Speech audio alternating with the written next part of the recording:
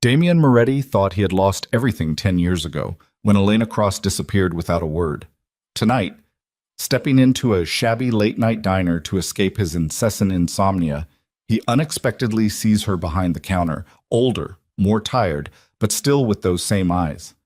Then an 8-year-old girl rushes to hug her, freezes at the sight of him, and whispers a word that shatters the mafia boss's world. "Daddy?" All the lies he'd believed for a decade crumble in an instant. Follow the story to the end, and don't forget to like and leave a comment letting me know which city you're watching from. Rain hit the windshield like static, and Damian Moretti sat behind the wheel of a car he didn't remember parking, watching a diner sign flicker red through the wet glass. Moretti's? No. Ellie's Diner. The letters buzzed, half dead, the apostrophe burned out years ago. He hadn't meant to stop here. He'd meant to keep driving until the city blurred into nothing and the noise in his skull finally shut up. But his hands had turned the wheel without asking permission, and now he was just sitting there, engine ticking as it cooled, watching steam rise off a parking lot that smelled like asphalt and old rain. He hadn't slept in 4 nights. Not real sleep, the kind where you close your eyes and your brain keeps replaying every man you've put in the ground, every promise you broke to keep the empire standing. 3 hours ago, he'd watched Sal Bianchi beg on his knees in a warehouse in Red Hook, watched his own men look away while Damian decided whether the man lived or died for skimming 40 grand off a shipment. He let him live. He didn't know why. He used to never hesitate. That was the kind of night this was, the kind where a man starts wondering what he traded to get here. He pushed open the car door and the cold hit him like an open hand. 41 years old, and he still walked like there was a target on his back. Shoulders squared, eyes already mapping exits before his feet hit the pavement. The door, the kitchen passed through, the fire exit with the bent hinge. Old habits, the kind that kept his father alive for 2 decades before they didn't. The bell over the diner door gave a tired jingle. Inside it smelled like burnt coffee and bacon grease, fluorescent light buzzing overhead. A jukebox in the corner playing something low and scratched that nobody was listening to. Empty booths. A trucker asleep in the corner with his hat over his face. And behind the counter, Damian stopped walking. She had her back to him, pouring coffee into a thermos with the kind of tired precision that comes from doing the same motion 10,000 times. Dark hair pulled back, a few strands stuck to her neck with sweat, even though the place was cold. A waitress uniform 2 sizes too big, like she'd lost weight she didn't have to lose. He knew that posture. He knew the way her shoulders sat low and tight, like she was always bracing for something to fall on her. 10 years. 10 years and his body still recognized her before his mind caught up. "Sit anywhere, hun. Menus are—" She turned around with the coffee pot in her hand, words dying somewhere in her throat. Elena Cross looked at him the way you look at a car wreck you're standing too close to. Her hand didn't shake. That was the thing he noticed first. Her hand didn't shake, but the coffee pot tilted just enough that a thin stream of black coffee ran over the rim and onto the floor, and neither of them moved to stop it. Elena. Her name came out of him rougher than he wanted. 10 years of practiced control, and it still cracked on one syllable. "You need to leave." Her voice was flat, not scared. Worse than scared, done. Like she'd rehearsed this exact moment in her head 100 times and decided exactly how she'd play it, and the answer was always the same. "Right now, Damian. You work here." He said it like an accusation, like the fact of her, alive, breathing, pouring coffee in some forgotten diner on the edge of his territory, was a personal insult. 10 years, and you're pouring coffee in a diner 2 miles from my house. 3 miles. Her jaw tightened. I checked. I made sure it was 3. That landed somewhere under his ribs and stayed there. "Elena, don't." She set the pot down hard enough that the trucker in the corner stirred under his hat. "Don't you dare stand in my restaurant and say my name like you have any right to it." He could have walked out. Every instinct that had kept him alive through 3 assassination attempts and a war with the Calloway family told him to walk out, get in the car, drive until this feeling burned itself out the way everything else eventually did. But his feet stayed planted on the cracked linoleum, and he found himself doing something he hadn't done in years. He asked instead of demanded. "Why'd you leave?" Something moved behind her eyes. pain, maybe, or just exhaustion too deep to fake anything else. You know why? I know what I was told. Same thing. Her voice shook now, finally, the first crack in 10 years of armor. You chose the family business over me, Damien. You chose the guns and the money and your father's ghost over... The bell over the door rang again. A small body crashed through it like a comet, breathless, soaked from the rain, sneakers slapping wet against the floor. Mom, the Hendersons' dog got loose again, and Mrs. Patterson chased it into the girl stopped dead 3 feet from the counter. She was small for 8, all elbows and knees, dark curls plastered to her forehead from the rain, a backpack slung over one shoulder with a cracked dinosaur keychain hanging off the zipper. She looked at Elena first, the automatic glance kids give their mothers when something's wrong in a room. Then she looked at Damien, and she stopped breathing. Damien had stared down men holding guns to his head without blinking. He had walked into rooms where every person present wanted him dead and felt nothing but the cold calculation of survival.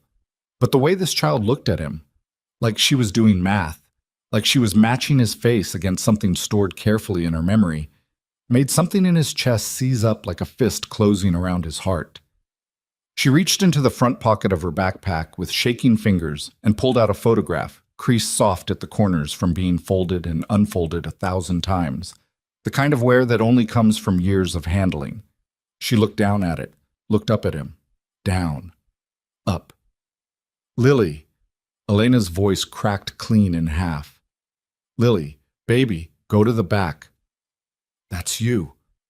The girl's voice was barely a whisper, but it filled the entire diner like a gunshot. She held the photograph up, hand trembling. This is you in Mom's picture. Damien's whole world tilted sideways.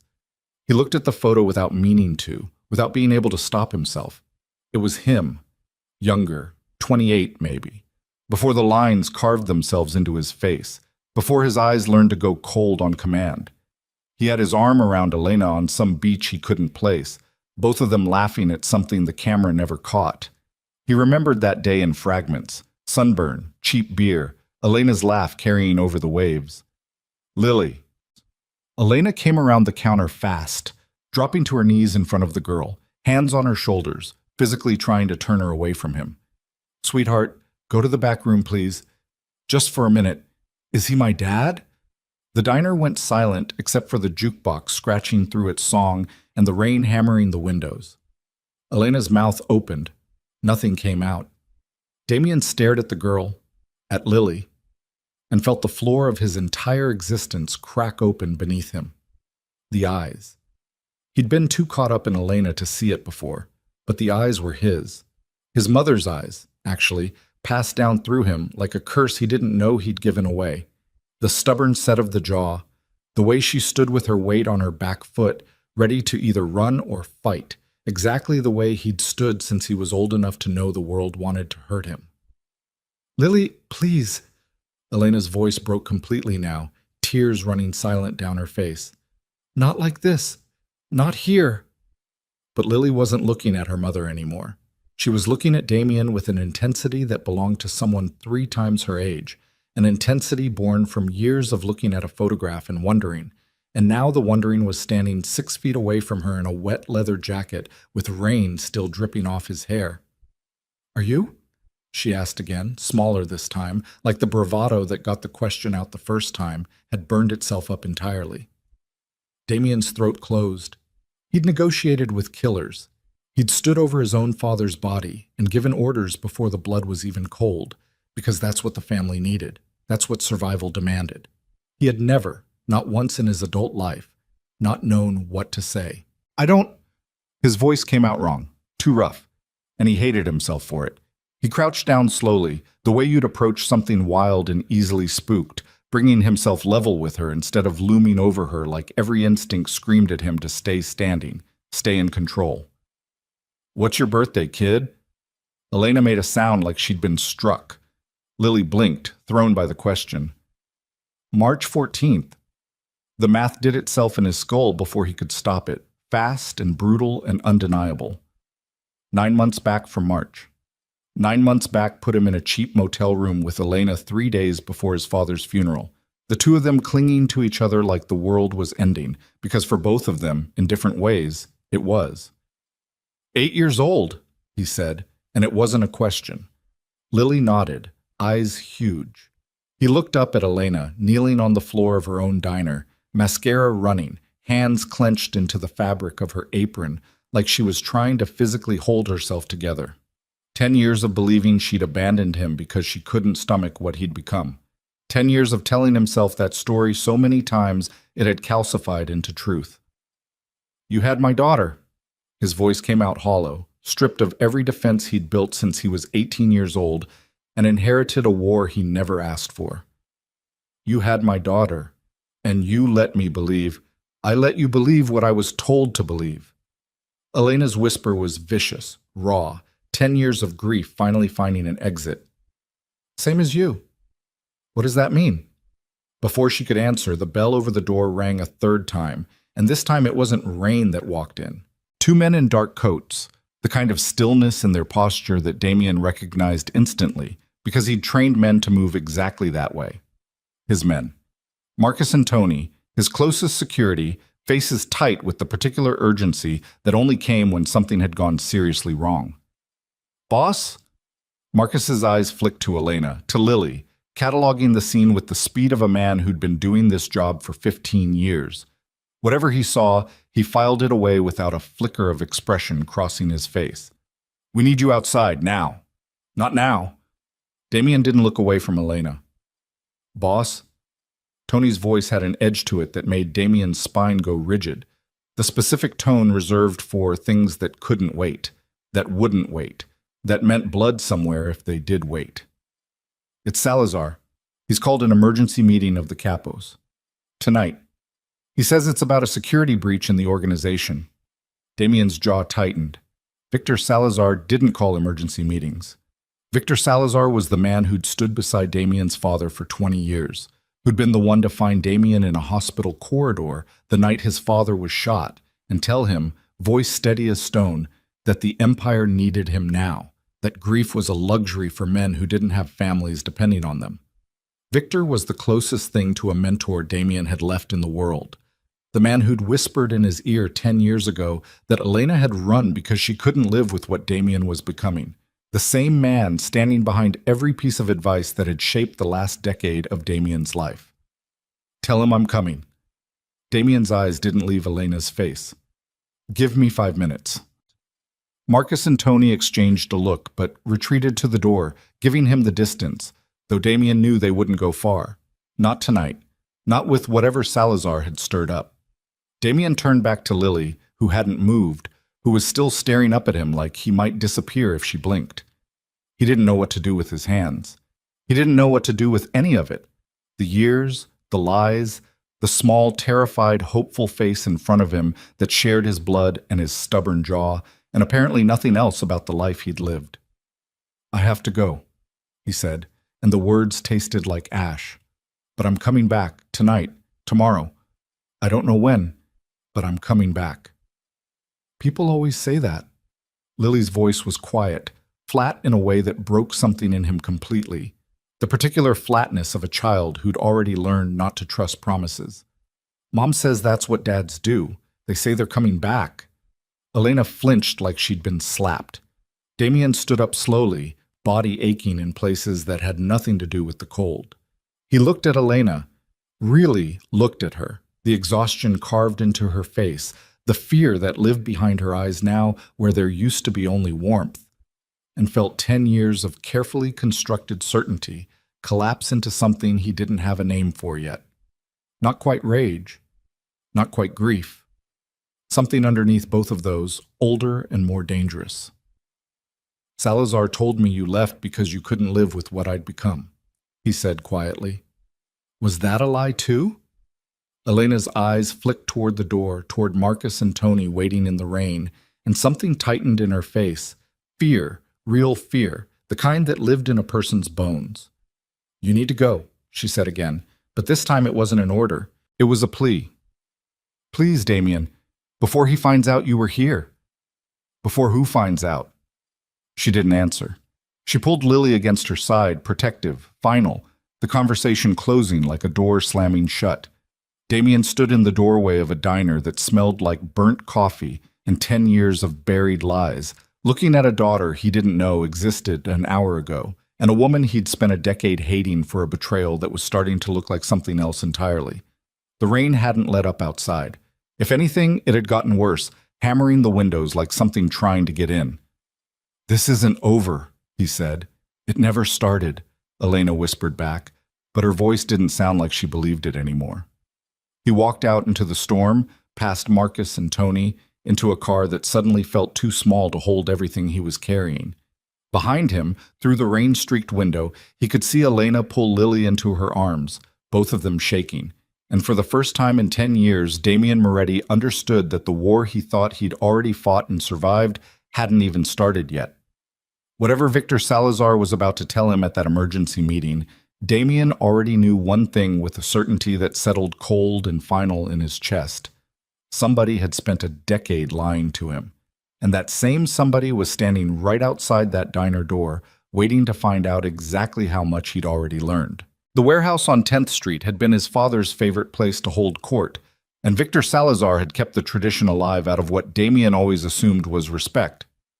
Now walking through the rain toward the loading dock doors, water running down the back of his collar, Damien wondered if it had ever been respect at all, or just a man marking territory he intended to keep. Marcus drove. Tony rode shotgun, jaw working like he was chewing on something he didn't want to say. Damien sat in the back, soaked, replaying Lily's face over and over until it blurred together with the photograph she'd pulled from her backpack, until he couldn't tell anymore which image was the memory and which was the wound. "You gonna tell me what happened back there?" Marcus asked, eyes flicking to the rear view. "No." "Boss, I said no, Marcus." The car went quiet except for the wipers dragging across the windshield, that rhythmic squeal that usually didn't bother him, and tonight felt like something scraping directly against his skull. He pressed 2 fingers against his eyes and tried to slow his breathing down, the way his father taught him before sit-downs that mattered, before negotiations where one wrong flinch could cost you a finger or a life. Breathe slow. Let them think you're already 3 moves ahead. Never let them see you bleed. He'd been bleeding for 10 years and never known it. The warehouse doors were already open when they pulled up, yellow light spilling out into the wet dark, and Damien counted the cars in the lot out of pure habit. 6 capos, plus Salazar's personal vehicle, plus 2 unmarked sedans he didn't recognize, which made his stomach tighten before he'd even stepped out of the car. Inside, the air smelled like motor oil and cigarette smoke. 15 men standing in a loose circle around a folding table with nothing on it but a single manila folder. Victor Salazar stood at the head of it, 61 years old, silver hair combed back the same way it had been combed back for 30 years, wearing the kind of calm that Damien used to mistake for wisdom, and was starting, in the last hour, to recognize as something closer to control.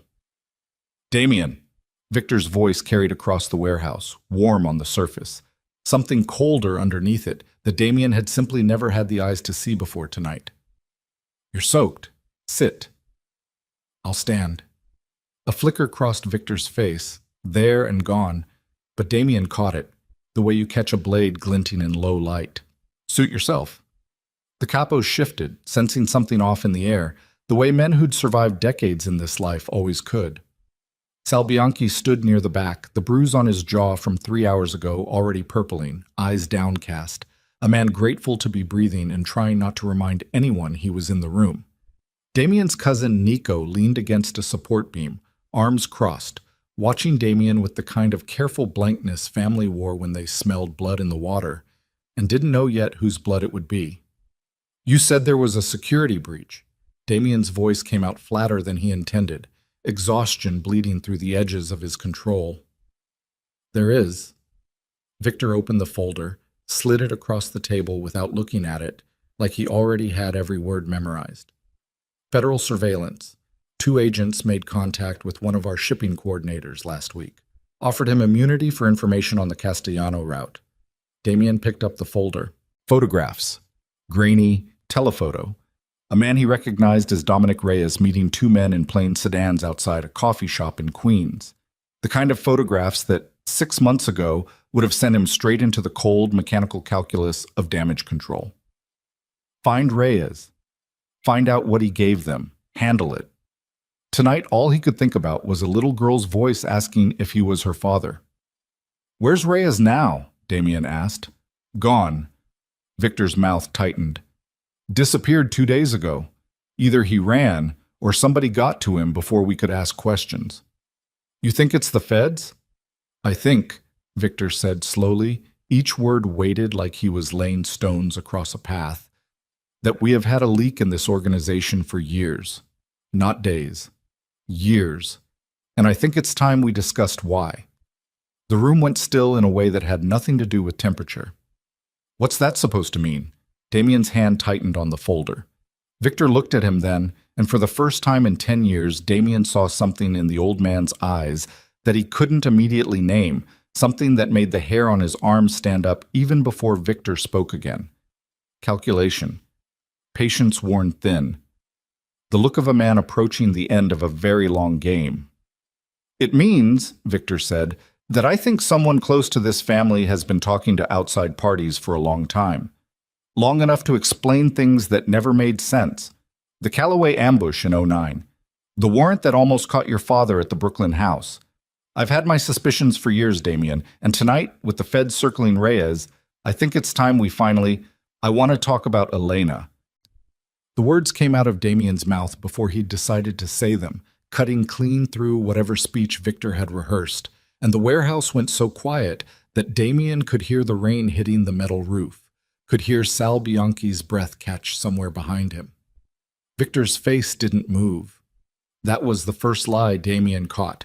A real man, an innocent man, would have looked confused, would have asked what one thing had to do with the other. Victor's face simply went still, the practiced stillness of someone recalculating in real time. "Elena Cross," Damien said again, louder, watching every micro shift in Victor's expression like his life depended on it, because some animal part of his brain had already decided that it did. "I saw her tonight. I saw my daughter." A murmur went through the capos. Nico straightened off the support beam. Even Sal Bianchi lifted his head, forgetting his own recent disgrace in the face of something far more interesting. "Daughter," Victor repeated, flat. 8 years old, my eyes, my mother's eyes, actually. Damien's voice was shaking now, and he let it, didn't fight it, because the shaking felt more honest than 10 years of careful control ever had. "You told me she left because she couldn't live with what I was becoming. You told me that the night after my father's funeral, standing in that exact hospital corridor, and I believed you because you were the only person in my life who hadn't lied to me yet. Damien, did you make her leave?" The question landed in the warehouse like a dropped weapon, and every man in the room felt the weight of it, felt the air change, felt the particular electricity that comes right before violence. Victor's jaw worked once, twice. When he spoke, his voice had lost its warehouse warmth, gone clipped and careful. "I protected this family." That's not an answer. It's the only answer you're going to get tonight, in front of 15 men, about a conversation that happened a decade ago. Victor's eyes flicked, just briefly, toward the capos, a silent reminder that they were not alone, that some things were not meant for an audience. "We have a federal problem sitting on this table. We have a missing coordinator who might be wearing a wire as we speak. And you want to relitigate ancient history in front of the whole organization?" Answer the question, Victor. "I am not going to be interrogated by a boy I raised." The word landed wrong, too personal, too revealing, and Damien watched it land on Victor's own face a half second after it left his mouth. Watched the old man realize he'd said too much, shown too much, let something slip that 30 years of careful patience should have kept buried. "You didn't raise me." Damien's voice had gone very quiet, the kind of quiet that the older capos in the room recognized from his father, the kind of quiet that preceded the worst violence any of them had ever witnessed. "My father raised me. You advised him. There's a difference, Victor, and I think tonight I'm finally seeing it. Your father is dead because he trusted the wrong people." Victor's composure cracked at the edges, voice rising. "I have spent 10 years keeping this family alive, keeping you alive. while you played at being a king without understanding what kingship actually costs. Don't you dare stand in this warehouse and question my loyalty. I'm not questioning your loyalty. Damien stepped closer, close enough now that he could see the old man's pulse jumping visibly in his throat, close enough that Marcus and Tony shifted uneasily near the door, hands drifting toward jackets they'd never normally need to reach for in this room. I'm questioning 10 years of decisions you made for me while I was too grief-sick to make them myself. I'm questioning why the woman I loved disappeared the same month you became the only voice I trusted. I'm questioning why my daughter grew up in poverty 3 miles from a house I could have given her, while you stood next to me at every family dinner, every christening, every funeral, smiling like a man with nothing to hide. Careful.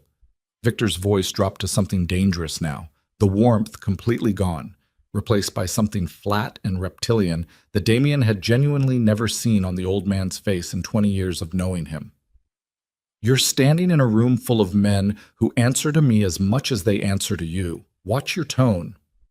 The threat hung in the air, plain as a knife on the table, and for one long, terrible second, nobody moved. Nico's hand had drifted to his hip. Sal Bianchi had backed almost imperceptibly toward the wall.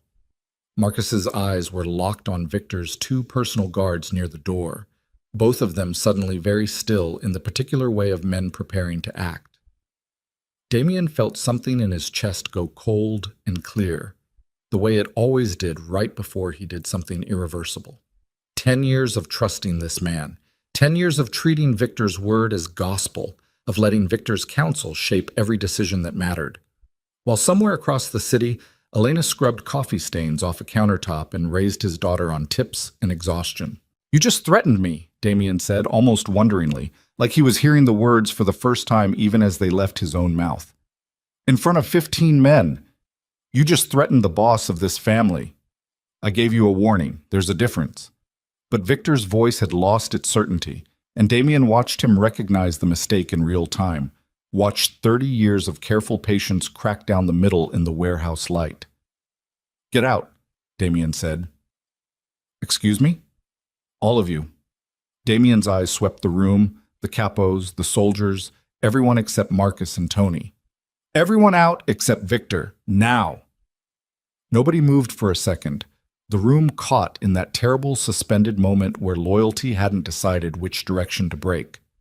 Then Sal Bianchi, perhaps grateful for any excuse to leave a room that suddenly felt like a held breath, moved first, and the rest followed in a slow, uneasy current toward the door, boots scuffing concrete, nobody speaking, everybody feeling the temperature of the room and understanding, on some animal level, that whatever happened next would decide which way the entire family bent. Within 90 seconds, it was just the 4 of them, Damien, Victor, Marcus, and Tony, standing in a warehouse that smelled like oil and rain and old secrets. You're making a mistake, Victor said quietly once the door had closed. I've made a lot of mistakes. 10 years of them, apparently. Damien planted both hands on the folding table, leaned forward until his face was a foot from Victor's. Tell me the truth. Right now. Did you make Elena leave? Victor's eyes flicked toward Marcus and Tony, calculating, and Damien could see him deciding something, weighing options, the same way Damien had watched him weigh options for 2 decades across negotiating tables and family disputes and quiet conversations about which men lived and which men disappeared. Whatever decision Victor reached, his face went smooth again, mask sliding back into place. I told Elena that staying with you would get her killed, Victor said finally, voice low. That was the truth then, and it's the truth now. The Calloway family had a contract out on anyone close to you during the transition. I moved her for her safety, for the safety of the child, once I learned about the child. You knew about Lily? Something flickered behind Victor's eyes, quick and gone. I knew. The cold thing in Damien's chest turned into something hotter, something that made his hands curl into fists against the table's metal edge. You knew I had a daughter for 8 years. You stood beside me at Easter dinners and family gatherings and let me grieve a relationship I thought had simply ended while you knew there was a child. I protected her by keeping her hidden. You protected your control over me. The words came out of Damien like something physical tearing loose. That's what this was. That's what this has always been. You needed me grieving and obedient and dependent on your counsel, and a wife and daughter would have given me something to live for beyond the family business, beyond you. That's not... Don't. Damien's voice cracked through the warehouse like a gunshot. Don't you dare lie to me again. Not tonight. Not after everything I just learned in that diner. Victor's jaw tightened, and for the first time Damien saw real anger surface beneath the careful mask, decades of resentment finally finding daylight. You want the truth? Fine. You were never ready to run this family. Your father knew it. I knew it. You were soft, Damien. Soft the way your mother was soft. And the only reason this organization survived your first 5 years as boss was because I was standing behind you, making the decisions you were too sentimental to make yourself. Elena would have made you softer. A child would have made you weak. I did what your father would have wanted. I made you strong. The silence after that confession felt like the inside of a held breath, like the moment between lightning and thunder when you know the violence is already happening, already traveling toward you, and there's nothing left to do but wait for the sound to arrive. You don't get to decide what my father wanted, Damien said very quietly. You don't get to decide what kind of man I become. You took that choice away from me 10 years ago, and you're still trying to take it now. Someone has to make the hard choices. Victor straightened, some of his old composure returning, gambling everything on conviction instead of apology. You think the men out there respect weakness? You think this family survives if its boss spends his nights playing house with a waitress and a child instead of running an empire? I gave you focus. I gave you purpose. And this is my thanks. Where is she? Damien cut in. Right now. Where's Elena, and is she safe? Something shifted in Victor's face, the first genuine hesitation Damien had seen all night, a half-second flicker that told him more than any words could have. I don't control her location anymore. She's been off the grid for years, working under... Don't lie to me, Victor. Damien's hand shot out and grabbed the front of the old man's jacket, hauling him forward across the table, close enough to feel his breath. Marcus took a step forward, and Damien threw up a hand without looking, a silent command that froze him in place. I asked you a simple question. Is she safe right now? Victor's eyes, for the first time in this entire conversation, showed something that looked almost like fear. There are people, he said carefully, who would very much like to know that you found her tonight. People I have spent 10 years keeping in the dark about Elena Cross and her daughter, because their continued ignorance was the only thing keeping that woman and that child alive. What people? The same people who put a contract out on her in the first place. Victor's voice dropped almost to a whisper, and despite everything, despite the anger boiling in Damien's chest, some old instinct told him that whatever came next was true, was the realest thing Victor Salazar had said all night. The Callaway contract was real, Damien. I didn't lie about that, but it was never canceled. It just went dormant, because as long as Elena stayed hidden, there was no reason to execute it. Tonight, in that diner, with your men standing right outside the window, you may have just told the entire city exactly where to find her. The warehouse seemed to tilt under Damien's feet. You're lying, he said, but his voice had lost its certainty. I wish I were. Victor straightened his jacket where Damien's fist had crumpled it, and something in the gesture says calm, deliberate, almost performative, made the hair rise on the back of Damien's neck. You wanted the truth tonight. There it is. You walked into that diner like a man with nothing to lose, and in doing so, you may have just signed both their death warrants. Damien's phone buzzed in his jacket pocket, sudden and violent in the heavy silence of the warehouse. He pulled it out with hands that had gone strangely numb, and the screen lit up with a number he didn't recognize. A text message stripped of any context, 6 words that hit him harder than anything Victor had said all night. They have her. Come alone, or she dies. The phone screen burned into Damien's retinas, 6 words rewriting the entire shape of his night, and for one suspended second he forgot how to breathe, forgot Victor was even standing across the table, forgot everything except the image of Lily's face tilted up at him an hour ago, asking if he was her father. Who sent that? Victor's voice, low, careful, the question of a man who already suspected the answer and didn't like it. Damien turned the phone around without a word, watched Victor's eyes scan the message, watched the old man's face do something complicated, Surprise, maybe. Or a very good imitation of it. That's not a Callaway number.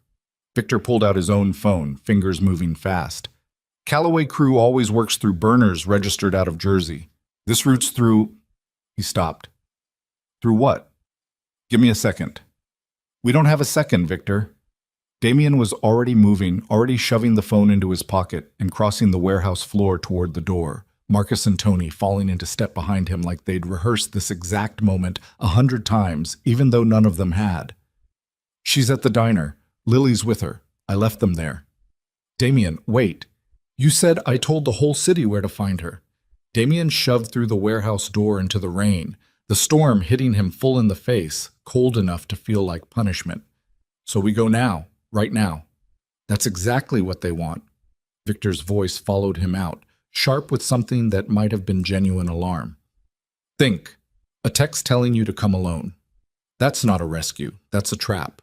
You walk into that diner alone and you're not saving her. You're handing them the only thing they actually want, which is you. Damien spun around, rain running down his face, and for one terrible second he hated Victor with a clarity that scared him. You don't get to give me advice tonight, not after what you just told me in there. I'm not asking you to trust me. Victor stood in the warehouse doorway, the yellow light behind him throwing his shadow long across the wet asphalt. I'm asking you to think like the man your father trained, not the man currently losing his mind over a woman he hasn't spoken to in a decade. That woman is the mother of my daughter. And dead men don't get to be fathers. Victor's voice cracked like a whip. Walk into that trap exactly the way they want you to, and you orphan her twice in one night. The words landed because they were true, and Damien hated that they were true. Hated standing in the rain with his chest heaving and his hands shaking, caught between every instinct screaming at him to run, and the cold mechanical part of his brain, the part his father built, the part Victor sharpened, telling him that running blind was exactly how men in this life ended up dead. Marcus? Damien's voice came out rougher than he wanted. Get eyes on the diner, now! Don't approach. Don't make contact. Just tell me what you see. Marcus already had his phone out, already dialing a number, already moving toward the car with Tony close behind. Damien watched them go and turned back to Victor, rain plastering his hair flat against his skull, and for one moment the two of them just stood there, 10 feet apart, 20 years of trust collapsing into something neither of them had words for yet. If anything happens to her, Damien said, I will burn every part of this family down looking for whoever sent that message. And if I find out you had anything to do with it, I didn't. Victor's jaw was tight. Whatever else I've done, whatever else I've lied about, I didn't send that text, and I didn't put a target on that child's back tonight. You did that the second you walked into that diner without thinking.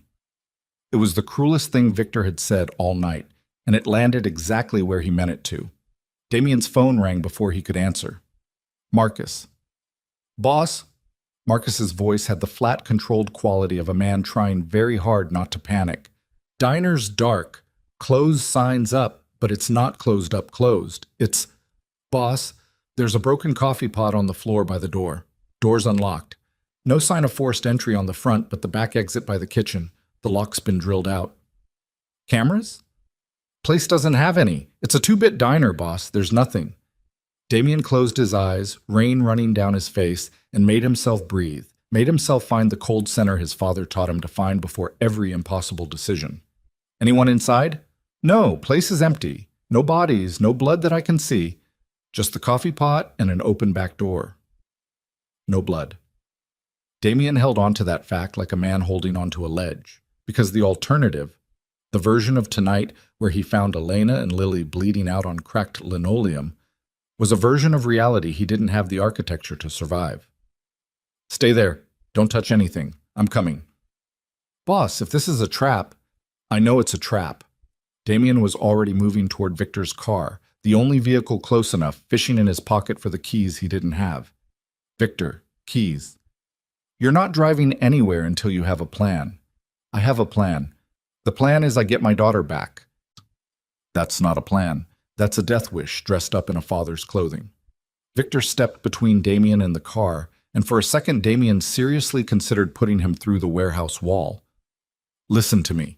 If this is Callaway's people, they don't want you dead immediately. They want leverage. A man like Salvatore Calloway has wanted your territory for 15 years, and he's smart enough to know that killing you outright just starts a war he can't win cleanly. He wants you compliant. He wants you broken. Which means right now, in whatever room they're keeping them, Elena and that little girl are worth more to him alive than dead. You don't know that. I know Salvatore Calloway better than I know my own children, Victor said, and something in his voice cracked slightly on the word children, something Damien filed away without having the bandwidth to examine it. Let me make some calls. Let me find out where they're holding her before you go charging in blind and get all three of you killed. Every cell in Damien's body screamed against waiting, against patience, against anything that wasn't immediate violent motion toward the people who'd taken his daughter on the same night he'd learned she existed. But 20 years of training underneath this exact man had built reflexes that didn't disappear just because trust had shattered, and some grim surviving part of him recognized that Victor was right, that running blind into a trap built specifically to bait him would end with everyone he loved dead instead of just terrified. You have 30 minutes, Damien said. 30 minutes, Victor. Then I stop waiting for your calls and I start tearing this city apart myself. Victor nodded once, already dialing, already walking back toward the warehouse with the phone pressed to his ear, voice dropping into the low, business-like cadence of a man calling in decades of favors. Damien stood alone in the rain and watched him go, and something about the old man's back, straight, unbothered, moving with the easy confidence of someone who already knew how this would end, needled at something in the base of Damien's skull that he didn't have time to examine. The drive to the diner took 11 minutes that felt like 11 years. Marcus and Tony were waiting outside when he arrived, both of them soaked through, Tony pacing a tight circle on the cracked pavement with his hand resting on the gun under his jacket. The inside of the diner looked exactly like Marcus described. The broken coffee pot in a dark stain on the floor, the overturned napkin dispenser, a single waitress shoe lying on its side near the counter like something dropped mid-run. Damien crouched and picked it up, turned it over in his hands, and felt something break loose in his chest that he didn't have a name for. "Boss?" Tony's voice, careful. "There's something on the counter." A folded piece of paper sat exactly where the coffee pot had been, weighted down by a chipped diner mug. Damien's hands weren't steady when he unfolded it, and the words inside hit him like a physical blow. "You should have stayed away 10 years ago. Your father's mistakes are about to become yours.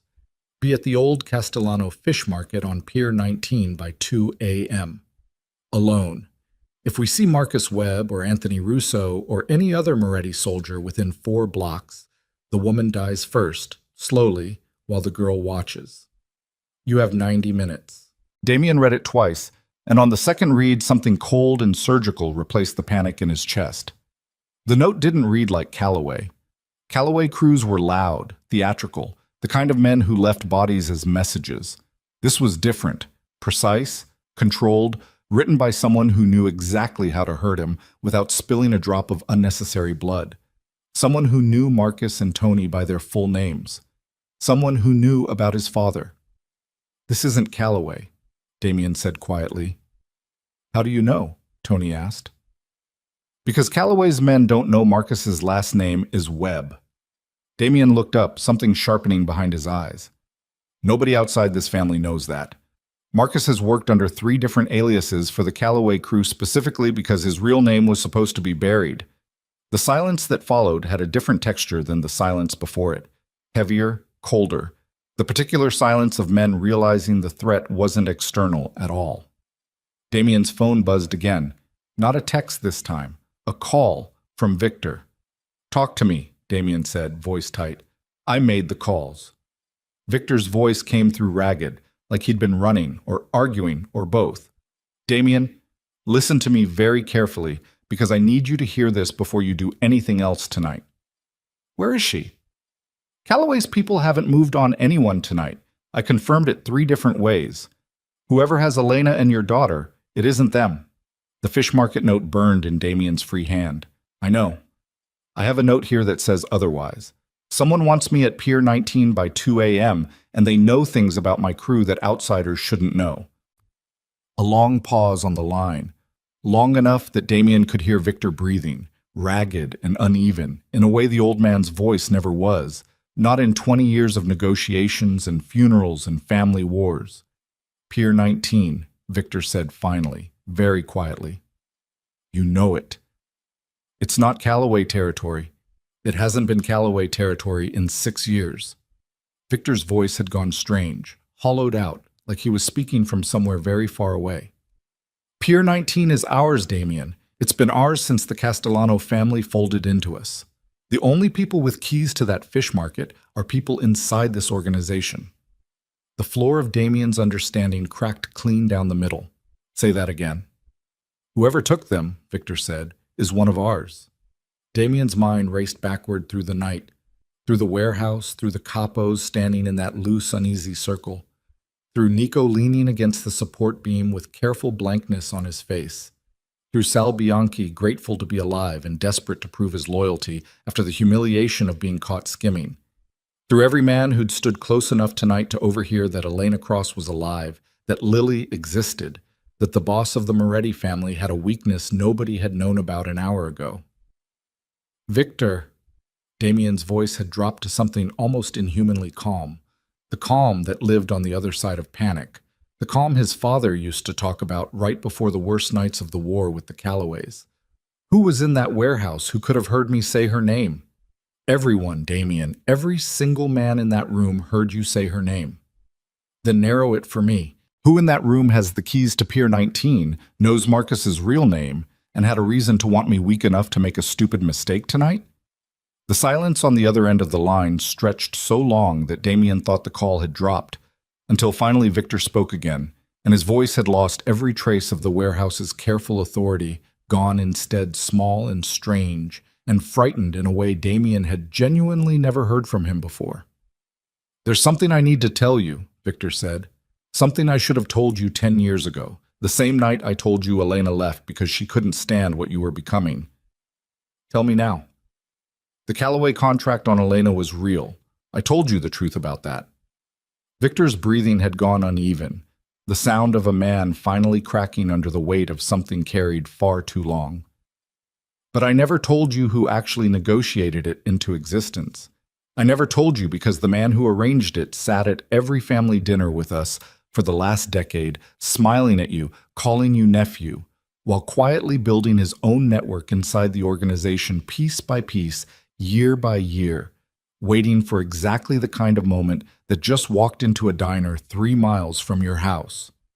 The words hit Damien like a freight train, and somewhere behind them, underneath the roar of his own pulse in his ears, he heard the name before Victor even said it, felt it arrive in his chest like something he'd known all along and refused to look at directly. Nico, Damien said. The silence that answered him was confirmation enough. The name sat in Damien's chest like a bullet that hadn't finished tearing through muscle, still moving, still doing damage on its way to wherever it would finally stop. His cousin. The kid he'd taught to throw a punch behind their grandfather's garage when they were both 12 years old. The kid who'd stood beside him at his father's funeral with his hand on Damien's shoulder, steady, present, the only family member who hadn't looked at Damien like a problem to be managed. Say it again, Damien said into the phone, voice flat and strange even to his own ears. Nico set up the Callaway contract 8 years ago, Victor said, words tumbling faster now, like a dam finally giving way after decades of pressure. I found out by accident.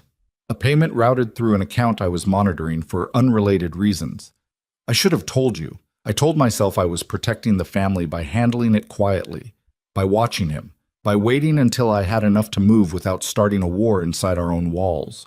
I have spent 8 years watching your cousin build a second organization underneath the one your father built, and I told myself every single day that I was one piece of evidence away from bringing it to you. I was a coward, Damien. I was a coward, and now your daughter is paying for it. Damien didn't answer. He was already moving, already shoving the note into his jacket, already barking orders at Marcus and Tony with a voice that had gone hard and clean, stripped of everything except function. Pier 19. Now. Boss, the note said alone. The note was written by a man who's been planning this for 8 years and just made his first mistake, Damien said, yanking open the car door. He thinks I don't know it's him. That buys us something. Get in.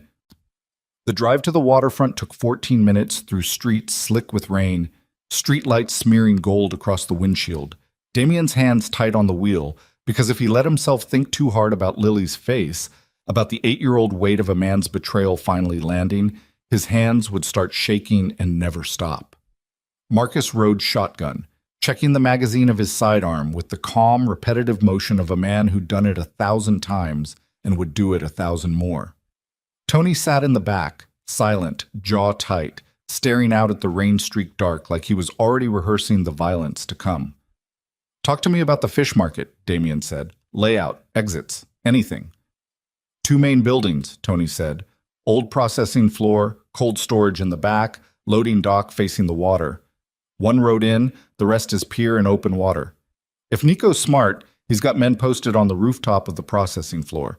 Sightline covers the whole approach." "He's smart." Damien's knuckles went white on the wheel. "He's been smart for 8 years and I never saw it." "Boss," Marcus's voice careful, "we go in loud. There's a real chance he kills them before we get close enough to stop it. We go in alone like the note says. There's a real chance you don't walk back out." "I know. So what's the play?" Damien didn't answer right away. He was thinking about his father, about the year before the assassination, about a lesson the old man had drilled into him so many times it had become reflex. A man who spent years building a trap wants you to walk into the trap exactly the way he imagined it. Break the shape of his imagination, and you break the trap. "The play," Damien said finally, "is I go in alone, like he wants. You two find a way onto that pier without being seen, and you wait for my signal." "What signal?" "You'll know it when you hear it." They parked 4 blocks out, in the shadow of a shuttered ironworks building, rain hammering the car roof loud enough to swallow conversation. Damien climbed out into the storm and felt something settle into him that he hadn't felt in 10 years. Not the cold mechanical calm of running an empire, but something older, rawer, the feeling of a man with exactly one thing left to lose and nothing left to calculate. He walked the 4 blocks alone.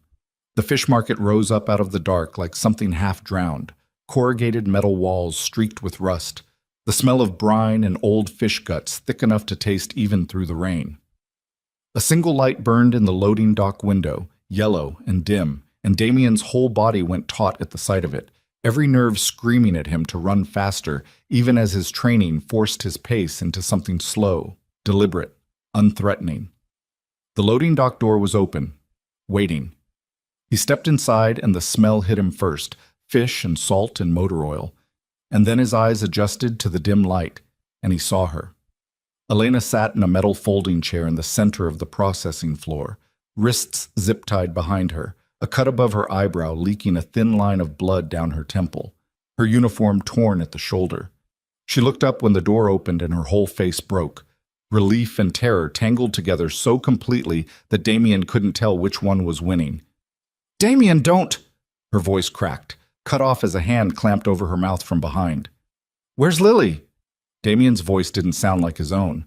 Nico stepped out from behind a stack of rusted processing tables, and the sight of him, his cousin, his blood, dressed in a dark coat with rain still beating on the shoulders, a gun held loose and casual in one hand like he was holding nothing more dangerous than a cup of coffee, made something in Damien's chest crack clean down the center.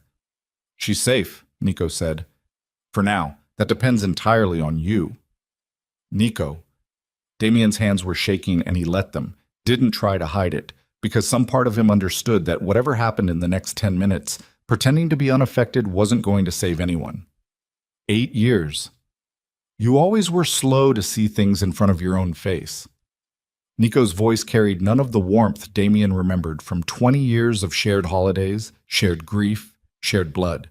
It was flat, almost bored, the voice of a man who'd rehearsed this confrontation so many times in his head that the real version felt almost anticlimactic. "Victor told you, I assume." Coward finally found his spine after 8 years of watching from the sidelines. "Why?" It came out raw, more wound than question. "We grew up together. You stood next to me when they buried my father. And while I was standing there smiling, holding your shoulder, you know what I was thinking?" Nico's mouth twisted into something that wasn't quite a smile. I was thinking about how your father chose you over me. Same blood, Damien. Same grandfather. The only difference is whose son got born first, and that accident of timing handed you an empire while I got to spend my whole life standing one step behind you, watching you make mistake after mistake and clean up exactly nothing, because cleaning up your messes was never going to make this family mine. So you sold out your own blood to the Callaways. I built something. Nico's voice rose for the first time, real anger surfacing underneath the careful performance. 8 years, piece by piece, soldier by soldier, while you were busy drowning in grief over a woman who left because she was smart enough to see what staying would cost her. I built a network inside this family that answers to me and only me. The Callaway contract wasn't betrayal, Damien. It was leverage. Elena disappearing wasn't supposed to break you. It was supposed to make you weak enough, distracted enough, that eventually I could step in and take what should have been mine from the start. And tonight? Tonight you walked into a diner and undid 8 years of careful work in about 4 minutes. Nico's grip tightened on the gun. You found out about the kid. You started asking questions. Victor started panicking and making calls. I had exactly one move left, which was to accelerate the timeline before this whole operation collapsed around me. So you took my daughter. I took leverage. Nico's eyes flicked toward the back of the room, toward a closed cold storage door, and Damien's whole body went rigid, every muscle screaming toward that door, before his mind even finished processing what it meant. She's fine. Scared, probably. Locked in cold storage isn't exactly comfortable, but she's breathing, which is more than I can say for what happens next if you don't make the right choice in the next 60 seconds. What choice? You sign over operational control of the family, tonight, in writing, witnessed, irrevocable. You walk away with your woman and your kid and whatever scraps of dignity you've got left, and I take the empire your father should have left to me in the first place. Nico's voice had gone almost gentle, almost reasonable, the voice of a man who genuinely believed he was offering mercy. Or you refuse, and I put a bullet in Elena's skull right here in front of you, and then I go open that cold storage door and explain to an 8-year-old girl why her father chose pride over her life. The threat landed in the room like something physical, and Damien felt the entire architecture of his life narrow down to this single impossible moment. 10 years of grief, an empire built on his father's blood, the woman he'd never stopped loving even while hating her for a lie that was never hers, a daughter he'd known for less than 2 hours and already loved with a ferocity that scared him. You don't get to win this by threatening a child, Damien said, voice low, shaking with something that had stopped being fear and turned into pure focused rage. I don't need to win pretty. I just need to win. Elena made a muffled sound against the hand over her mouth, eyes wide, desperate, trying to communicate something Damien couldn't read fast enough. He took a step forward, and the gun in Nico's hand snapped up instantly, leveled at Elena's temple, and Damien froze with his heart slamming against his ribs hard enough to hurt. Ah. Nico's finger curled tighter against the trigger. One more step and this conversation ends very differently than either of us wants. Damien's mind raced, calculating distances, angles, the 4 blocks Marcus and Tony needed to cover in the dark and rain. The signal he hadn't actually given yet because the moment had collapsed faster than he'd planned for. His eyes flicked once toward the loading dock door behind him, toward the rusted catwalk running along the ceiling of the processing floor, toward the cold storage door in the back where his daughter sat alone in the dark. And something in his chest hardened into a decision he didn't fully understand until he was already moving. Fine, Damien said, raising both hands slowly, palms open, the posture of total surrender. You want the empire? Take it. I don't care anymore, Nico. You hear me?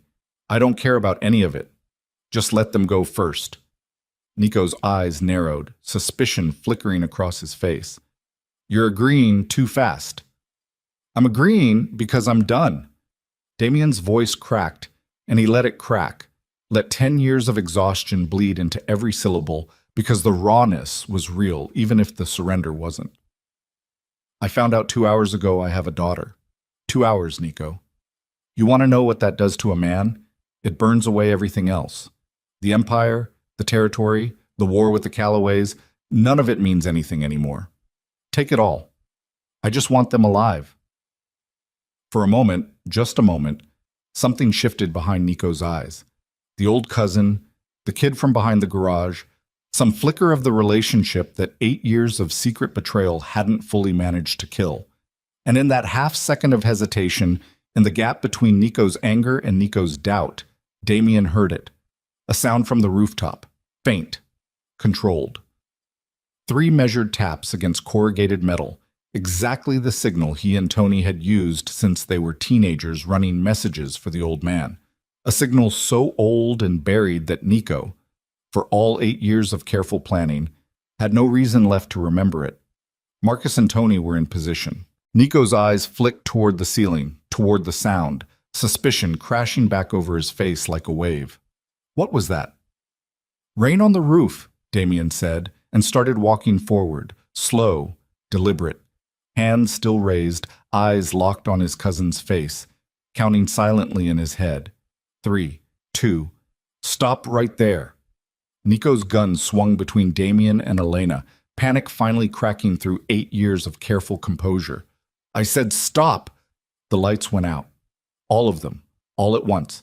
The single yellow bulb in the loading dock, and whatever backup lighting Nico's men had rigged through the processing floor, plunging the entire warehouse into a darkness so complete that for one disorienting half-second, Damien lost all sense of distance, of direction, of anything except the violent thunder of his own pulse in his ears.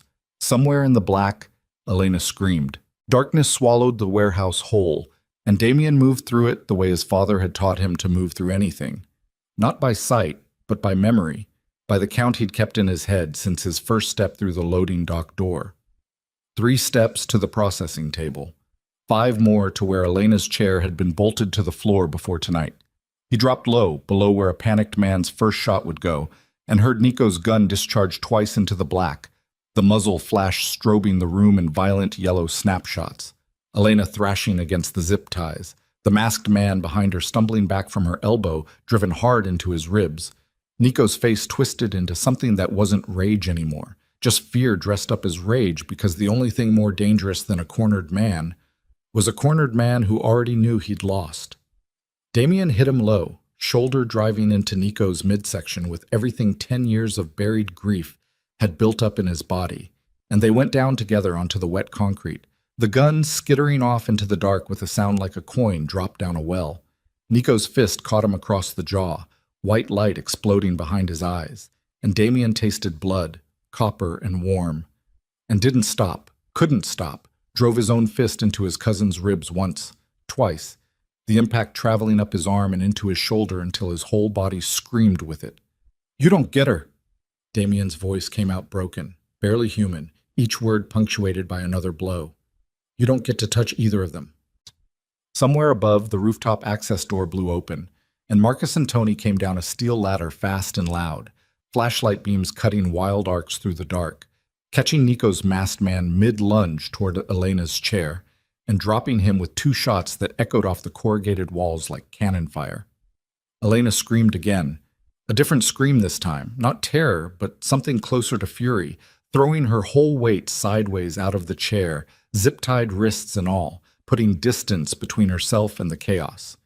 Nico bucked underneath Damien, got a knee up into his stomach hard enough to drive the air from his lungs, and for one terrible second Damien's grip slipped, and his cousin was scrambling free across the wet concrete, reaching, fingers closing around the fallen gun. Damien didn't think. He moved. His hand closed around Nico's wrist a half second before the gun came level, and the 2 of them grappled in the dark, breath-ragged, blood and rain mixing on the floor beneath them. The gun wavering between Damien's chest and the ceiling and back again, Nico's teeth bared, eyes wide and wild with 8 years of buried resentment finally boiling over into something with no plan left, no leverage left, nothing but animal desperation. You were always supposed to lose, Nico hissed, spit flecked with blood. I built something real, and you built a cage. Damien wrenched the wrist sideways with everything he had left, heard something pop, heard Nico howl, watched the gun finally clatter free across the concrete. And you locked yourself inside it. The fight went out of Nico all at once, the way it sometimes did with men who'd spent everything they had on one desperate gamble and lost. He sagged back against the cold storage door, cradling his ruined wrist, chest heaving, and Damien knelt over him in the dark, with blood running from his split lip, hands shaking, every part of him screaming to finish it, and some smaller, harder-won part refusing to let him. "Lily," Elena's voice cut through the dark, raw with panic, zip-tied hands held awkwardly in front of her as she stumbled toward the cold storage door. "She's in there, Damien! She's been in there for an hour!" Tony reached the door first, flashlight beam catching the heavy steel latch, and Damien left Nico slumped against the wall. Not free, not forgiven, just temporarily forgotten, and threw his weight against the door beside him.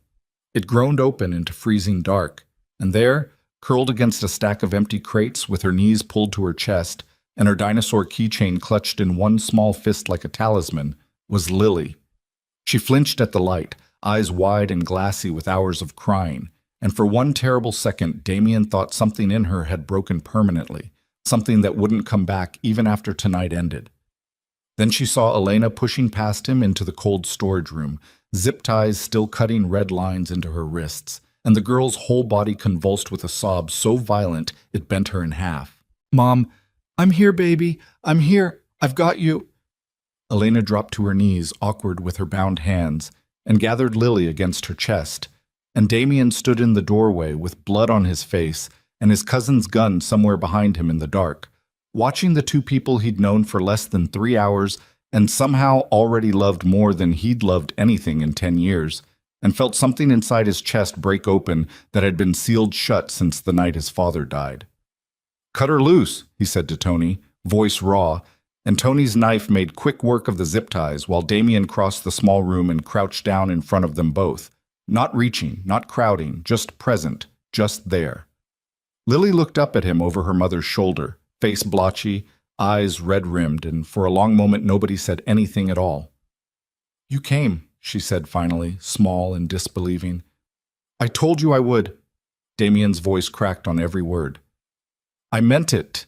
She unfolded slowly from Elena's arms, hesitant, watching his face like she was still doing the math from the diner, still measuring him against the worn photograph in her backpack, and then she closed the distance between them and wrapped her arms around his neck with a desperation that nearly knocked him backward onto the concrete.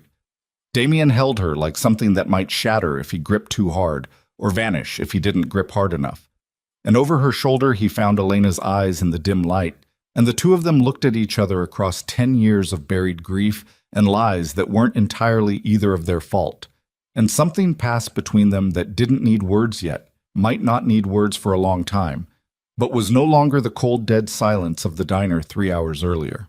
Behind them, slumped against the cold storage door with his wrist swelling and his face streaked with blood and rain, Nico watched the three of them with an expression Damien couldn't read and didn't have room left to care about. "Police are 4 minutes out," Marcus said, jogging back into the room, flashlight sweeping the dark. "Beds too, apparently. Looks like whoever's been watching Dominic Reyes finally caught wind of activity down here." The mention of federal involvement should have terrified Damien a week ago. Tonight it landed differently, almost like relief, like the universe finally agreeing to take some of the weight off his shoulders. What followed in the hours after blurred together the way the worst and best nights of a man's life tend to blur. Flashing lights bouncing off rain-slicked warehouse walls, federal agents and windbreakers moving through the fish market with the methodical calm of people who'd been waiting years for exactly this opening. Nico led out in handcuffs with his ruined wrist wrapped in a makeshift sling, refusing to look at anyone, jaw set in the same stubborn line Damien remembered from childhood arguments over nothing that mattered. Victor arrived sometime around 4 in the morning, soaked through, older somehow, standing at the edge of the police tape and watching the wreckage of an empire he'd spent 20 years protecting collapse in real time. "They're going to want to talk to you," Victor said quietly, when Damien finally crossed to where he stood. "The feds. About Reyes. About the Callaway contract. About everything Nico built underneath us. This is the kind of investigation that doesn't stop until it finds the bottom. Let them look." Damien's voice had gone flat with exhaustion, but underneath the exhaustion was something steadier than he'd felt in years. I'm done protecting an empire that cost me a decade with my own daughter. Victor studied him for a long moment, rain dripping off the brim of his coat, and something in the old man's face folded inward, decades of careful control finally giving way to something that looked almost like grief. I told myself for 8 years that staying quiet about Nico was protecting the family. I told myself the same thing about Elena, all those years ago. I was wrong both times, and I don't know how a man spends that many years being wrong about the people he claims to love. You're not the only one who has that question to sit with. No. Victor's eyes drifted toward Elena and Lily, sitting wrapped in a blanket on the back of an ambulance. A paramedic crouched in front of them, checking Lily's pulse with gentle, practiced hands. But I think you've got considerably more reason to find an answer than I do. Damien didn't argue. He walked away from Victor without a goodbye because some bridges, once burned, weren't meant to be rebuilt, only acknowledged and left behind, and crossed the wet pavement to where his daughter sat shivering under a wool blanket with her mother's arm around her shoulders. The months that followed moved slower than the night that started them, the way recovery always does after violence.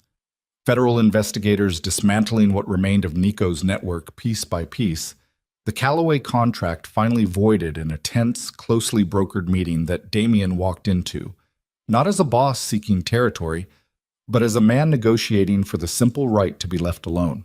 He stepped back from operational control of the family within the month, signed papers that would have been unthinkable to him a year earlier, watched what remained of his father's empire get absorbed and dissolved and federally monitored into something that no longer had room for men like Damien Moretti at its center. He didn't mourn it the way he expected to. Some nights, lying awake in a small rented house 3 streets from Elena's diner, he found he didn't mourn it at all. Elena kept the diner. Damien helped her repaint the sign one Saturday in early spring, the two of them up on ladders with brushes and rollers, Lily sitting cross-legged on the curb supervising with the absolute authority only an 8-year-old could summon. And when they finally stepped back to look at the finished sign, Ellie's Diner, the apostrophe restored, the letters bright and steady against fresh paint. Elena had laughed for the first time since the night at the fish market. A real laugh, rough at the edges, but genuine, and something in Damien's chest had unknotted that had been wound tight since he was 18 years old. They didn't rush anything. There were nights Elena still flinched at sudden movement near doors. Nights Lily woke from nightmares about cold storage rooms and had to be talked back to sleep with the lights left on. Nights Damien sat awake replaying the warehouse, the gun, the half-second where Nico's finger had curled against the trigger, and everything could have ended differently. Healing, he learned, wasn't a single dramatic turn, but 1,000 small ordinary ones. Learning to cook breakfast for a kid who liked her eggs a very specific way. Learning to sit quietly with Elena on the back step of the diner without needing to fill the silence with apology. Learning that trust, once broken as badly as theirs had been, could only be rebuilt in small, honest increments, never in grand gestures. On a warm evening in late spring, almost a year to the day since Damien had first walked into a diner to escape a sleepless night, the three of them closed up Ellie's together after the dinner rush, Lily stacking chairs onto tables with the careful seriousness of someone who'd been doing the job for years instead of months, Elena counting the register with a pencil tucked behind her ear, Damien sweeping the floor near the door where a coffee pot had once shattered on cracked linoleum. The bell over the door had long since stopped reminding him of that night, had become instead the ordinary sound of an ordinary evening, customers coming and going, a life rebuilding itself one unremarkable day at a time. "Dad?" Lily's voice still new enough on her tongue that it caught something in his chest every single time. "Can we get a dog?" "Ask your mother." "She said ask you." Elena laughed without looking up from the register. "I did not say that." "You basically said that." Damien set the broom against the counter and crossed to where Lily stood on her tiptoes trying to reach the last chair, lifted her easily, settled her against his hip the way he'd learned to do over months of small, ordinary moments that had slowly, quietly become the architecture of an entirely different life than the one he thought he'd inherited at 18. Outside the window, the evening light had gone gold and soft over the street, the kind of light that made even cracked pavement look forgiving. He thought about his father sometimes, about the empire the old man had built and the war it had cost, About all the things he'd believed for 10 years that turned out to be lies built on top of other lies. Victor's careful manipulations and Nico's quiet decade-long betrayal, and his own willingness to believe the worst about the only woman he'd ever loved, because believing it hurt less than asking questions. He thought about how close he'd come to losing everything that actually mattered while chasing everything that didn't. "You okay?" Elena asked, watching him from behind the register, the particular soft attention she'd started giving him over the months whenever his face went somewhere distant. "Yeah." Damien set Lily down, watched her run off toward the back to grab her backpack, dinosaur keychain swinging. "Yeah, I'm okay." And for the first time in longer than he could remember, the words were simply true. No calculation behind them, no empire to protect, no decade of grief dressed up as control. Just a man standing in a small diner at closing time, rain long since cleared from a sky gone soft and gold, watching his daughter sling a backpack over her shoulder and his daughter's mother lock the register with steady, unhurried hands, understanding finally, completely, that the only kingdom he'd ever actually needed had been small enough to fit inside this room all along.